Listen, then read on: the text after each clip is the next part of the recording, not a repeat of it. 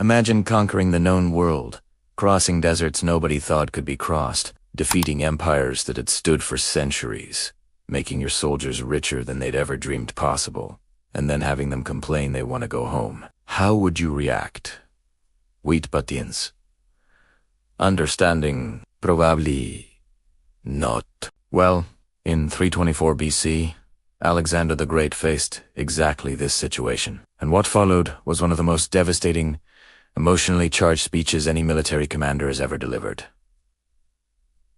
This wasn't some carefully crafted political address. This was raw fury, disappointment, and heartbreak from a man who'd given everything for his men, only to feel utterly betrayed. What he said that day didn't just silence his troops, it broke them completely. This is the story of the speech at Opis.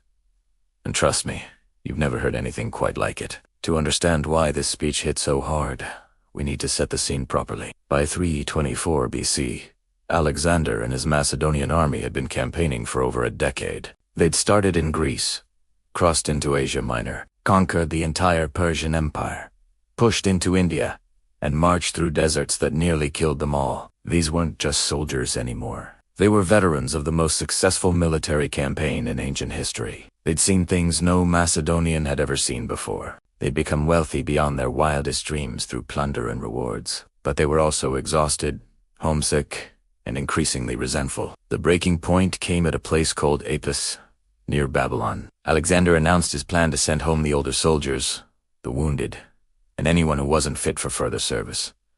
Sounds generous, right? A chance to return home with honor and wealth, to retire as heroes. But the Macedonian troops didn't see it that way. They saw it as Alexander replacing them with foreigners, with Persians and other conquered peoples he'd been training and integrating into his army. They felt discarded, replaced, and insulted. The army, not a violent uprising with weapons drawn, but something perhaps more cutting. They shouted that Alexander should send them all home. If he loved his foreign troops so much, let him conquer the world with them instead. They told him to campaign with his father, referring sarcastically to the Egyptian god Ammon, whom Alexander claimed as his divine parent. It was the ultimate insult from men who'd followed him to the ends of the earth. Alexander's response was immediate and dramatic. He leapt down from the platform where he'd been speaking, pointed out the ringleaders of the protest, and had them arrested on the spot. 13 men were dragged away to be executed. The army fell silent, shocked by the sudden violence from their king. Then Alexander climbed back onto the platform and delivered a speech that would echo through history. Now, what I'm about to share with you isn't meant to convince you to stay. Alexander began, his voice dripping with barely controlled rage. As far as I'm concerned, you can all go wherever you bloody well please. But I want you to understand exactly how you've behaved toward me, and how I've treated you in return. And then he launched into it, starting with his father Philip. When my father found you, you were nothing, he said. You were peasants wearing animal skins, tending a few sheep on mountain slopes, barely able to defend yourselves from your neighbors. Think about that for a moment. The Macedonians in that audience knew it was true. Before Philip, Macedonia was a backwater, constantly threatened by surrounding tribes and kingdoms. Under Philip, Alexander continued. You started living in cities with proper laws and customs. He transformed you from slaves into rulers over the very barbarians who used to raid your lands and steal your livestock. Philip conquered most of Thrace, seized the best harbors so trade could flourish and wealth could flow in. He put the mines to work, creating steady employment and income. The Thessalians used to terrify you, didn't they? Well, we rule them now. Alexander was warming to his theme, his voice probably rising with emotion. The Athenians and Thebans, always looking for an opportunity to attack Macedonia, were so thoroughly humbled that they no longer demand tribute from us. Instead, they depend on us for protection. My father went to the Peloponnese and sorted out their mess. Then he was declared supreme commander of all Greeks for the campaign against Persia. That wasn't just an honor for him. That was an honor for every single Macedonian. You can picture the soldiers standing there, remembering their fathers' and grandfathers' stories about the old days, about how far they'd come as a people. But Alexander wasn't finished. Not even close. This is what my father, Philip, did for you, he said. Great enough on its own, certainly, but absolutely tiny compared to what you've gained from me. And here's where Alexander really twisted the knife. He went through his entire campaign, achievement by achievement, reminding them of every victory, every conquest, every moment of glory they'd shared. I crossed the Hellespont, even though the Persians still controlled the sea. I defeated the governors of the Persian king and made you rulers of Ionia, Elis, Phrygia, and Lydia. I took Miletus by siege. The rest of the territories surrendered willingly, and all their wealth became yours. All the riches of Egypt and Cyrene, which I won without a fight, belong to you now. Syria, Palestine, Mesopotamia, Babylonia, all of it is yours. The wealth of Lydia, the treasures of Persia, the jewels of India, the riches beyond the outer sea. You are governors now, you're generals and captains. Then Alexander asked the question that must have stung terribly. What have I kept for myself? Apart from this purple cloak and crown, nothing. Absolutely nothing. No man here can point to my personal wealth. Only the things I hold in trust for all of you. And what would I even do with personal riches? I eat the same food you eat. I don't get any more rest than you do. Many times I've spent the night on watch so you lot could sleep soundly. Can you imagine being in that crowd? Hearing your king, the most powerful man in the known world, tell you he's sacrificed his own comfort for yours. But Alexander pushed further, getting more emotional. More personal. Who among you honestly believes he's worked harder for me than I've worked for him? Come on then. If you've got scars, strip off and show them to me. I'll show you mine. There isn't a single part of my body, the front at least, that doesn't bear a wound. This bit is absolutely crucial. Alexander was challenging them to compare suffering, to compare sacrifice, and everyone in that army knew the truth. Alexander had always fought at the front. He'd been wounded repeatedly, nearly killed multiple times. He'd caught arrows, taken sword cuts, been hit by stones and clubs. His body was a map of every major battle they'd fought. My body's covered in scars from every weapon imaginable, he continued.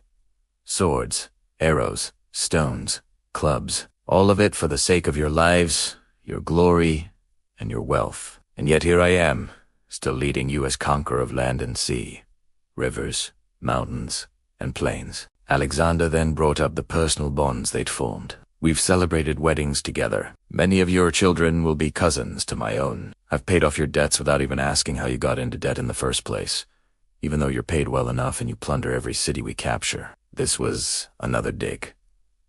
The soldiers had gotten rich from plunder, far richer than any Macedonian peasant could have dreamed of being. Yet they'd still managed to rack up debts, probably from gambling, drinking, and other vices. And Alexander had paid those debts from his own funds. Many of you wear golden crowns, he said, badges of courage and honor that I personally gave you. Anyone killed in battle, anyone who met a glorious end, we buried with full honors. Many now have bronze statues standing in Macedonia, immortalizing their memory. Their families are honored and exempt from taxes. Under my command, not a single man has been killed whilst fleeing from the enemy. This last point was important. In ancient warfare, most casualties happened during the rout, when an army broke and ran. Alexander was claiming that his tactical genius had prevented that from ever happening to his troops. They'd never been so thoroughly beaten that they had to flee in panic. And now, Alexander said, his voice probably thick with emotion, I wanted to send back those of you who've been wounded or crippled, or who've simply grown old, to be welcomed home as heroes. But since you all apparently want to leave, then all of you can go. Go on, clear off. Then came the most devastating part of the entire speech. Go home and tell them your story. Tell them that your king, Alexander, conqueror of the Persians, Medes, Bactrians, who now rules the Parthians, Chorasmians, and Hyocanians, all the way to the Caspian Sea, who marched over the Hindu Kush mountains, crossed the Oxus and Tanay rivers, even the Indus River, the first man to cross it since the god Dionysus himself. He was listing his achievements again, but this time with a different purpose. Building up to the ultimate insult, I would have crossed the Hyphasis River too if you hadn't cowered in fear. I sailed into the great ocean from the mouth of the Indus. I crossed the Gedrosian desert, where no commander had ever led an army before. I took Carmania, whilst my fleet sailed the Persian Gulf.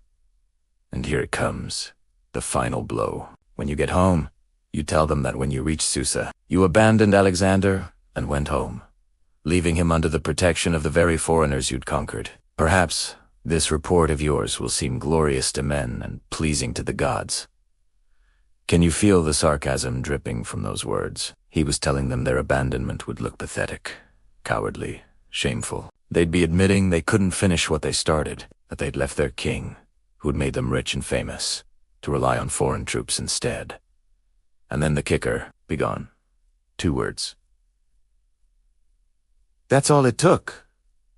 Be gone. Not a request, not a dismissal with honor. Just contempt, wrapped in 2 syllables. Alexander then stormed off the platform, locked himself in his quarters, and refused to see anyone for 3 days. Not his generals, not his companions, nobody. He'd basically caught his entire army's bluff.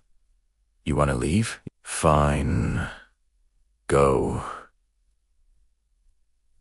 See if I care. The psychological impact on the Macedonian troops was absolutely devastating. These were hardened veterans, men who'd faced death countless times without flinching. But Alexander's words broke them completely. They'd been reminded of everything he'd done for them, every sacrifice he'd made, every reward he'd given. And they'd been forced to confront the ugly truth that they were being ungrateful, selfish, and disloyal. For 3 days, the Macedonian soldiers stood outside Alexander's quarters, weeping openly, begging for forgiveness. Ancient sources describe grown men, battle-hardened warriors, crying like children because their king wouldn't speak to them. They refused to leave, sleeping on the ground, calling out for Alexander to come out and punish them if he wanted anything but this cold silence.